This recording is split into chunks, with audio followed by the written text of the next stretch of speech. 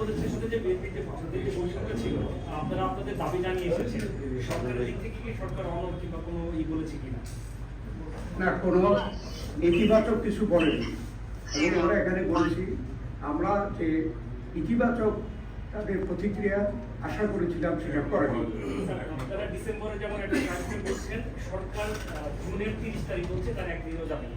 মানে দুইজন বিএনপি এবং সরকারের অবস্থান একটা জায়গায় দাঁড়িয়ে গেছে কিনা, যে একই জায়গায় দাঁড়িয়ে গেছে, যে তারা ডিসেম্বরে যাচ্ছেন, আপনারা তারা 30 জুন, মানে টাইম ফ্রেমটা কি হয়ে গেছে, ফিক্সড হয়ে গেছে কিনা? মানে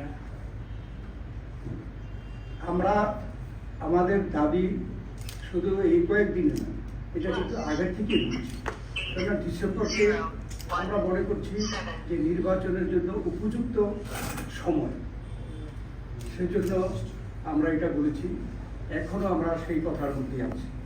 আর ডিসেম্বর 2025-এর পরে আপনারা সকলে জানেন ফেব্রুয়ারি মাসে রোজা চলে আসছে, তারপরে বর্ষা চলে আসছে, তারপরে মানে পরীক্ষা আছে, এসএসসি, এইচএসসি, বড় বড় পরীক্ষা। এগুলো কিন্তু সময় নির্বাচনের উপযুক্ত সময় না। অতীতে যত নির্বাচন হয়েছে, এবং একটি নির্বাচন বাধ্যবাধকতা থাকাতে জুন মাসে হয়েছে, কিন্তু সব নির্বাচনই কিন্তু ডিসেম্বর অথবা জানুয়ারি এই সময়টায় হয়েছে। আপনারা নির্বাচনের জন্য আন্দোলন করছেন, এক দফা দাবিতে আন্দোলন করার পরিকল্পনা হয়েছে?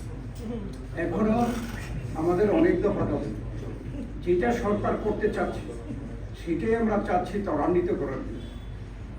যেমন আমরা তো সংস্কারের পক্ষে, এই সরকার আসার আগেই তো বিএনপি 31 দফা সংস্কার প্রস্তাব আপনাদের মাধ্যমে জনগণের সামনে তুলে ধরেছি, এবং এটা আমরা ওয়াদা করেছি যে জনগণ যদি আমাদেরকে ক্ষমতায় বসায় তাহলে আমরা 31 দফা কর্মসূচির ভিত্তিতে সংস্কার করব। তো সংস্কার তো আমরাও চাচ্ছি, কিন্তু সংস্কার হচ্ছে চলমান প্রক্রিয়া। ইচ্ছা করলে অমুক দিন অমুক সময়ের মধ্যে সংস্কার শেষ করা যাবে, এটা কেউ বলতে পারে। ঠিক একইভাবে এই নির্বাচনকে বিলম্বিত করার জন্য কিছু উছিলা বের করা হচ্ছে। যেমন একটা উছিলা হলো বিচার শেষ করতে, আমরাও তো বিচার চাই। এই আওয়ামী লীগ স্বৈরাচার ফ্যাসিস্ট সরকারের অধীনে তারা আমাদেরকে বিচ্ছিন্ন করে দেওয়ার জন্য কি করেনি? তারা বিচার বহির্ভূত হত্যাকাণ্ড, তারপরে গুম, খুন, আমাদের বিশ্বনেত্রী বেগম খালেদা জিয়া থেকে শুরু করে আমাদের ভারপ্রাপ্ত চেয়ারম্যান তারেক রহমান থেকে শুরু করে আমাদের কেউ বাকি নাই যারা আমরা মিথ্যা মামলার আসামি ছিলাম, জেল খাটি দেয় বিভিন্ন সময়। এরপরেও কেন প্রশ্ন আসে যে আমরা তাদের বিচার চাইব?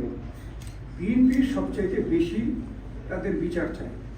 তবে আমরা এটা বিশ্বাস করি যে বিচার হবে স্বাধীন বিচার ব্যবস্থার মধ্যে। আমি স্বাধীন বিচারও চাইব, আবার চাইব অমুক দিনের মধ্যে বিচার করতে হবে, এটা তো সাংঘর্ষিক। সেই জন্যে আমরা বলছি এই সংস্কার এবং নির্বাচনের প্রক্রিয়া এবং বিচারের প্রক্রিয়া এটা প্রত্যেকটা আলাদা, এবং সেই জন্য এখানে কোনো সাংঘর্ষিক কিছু নেই। তাই এই তিনটা কাজই একসাথে চলতে পারে এবং সেটা চলা উচিত। থ্যাংক ইউ, অনেক ধন্যবাদ।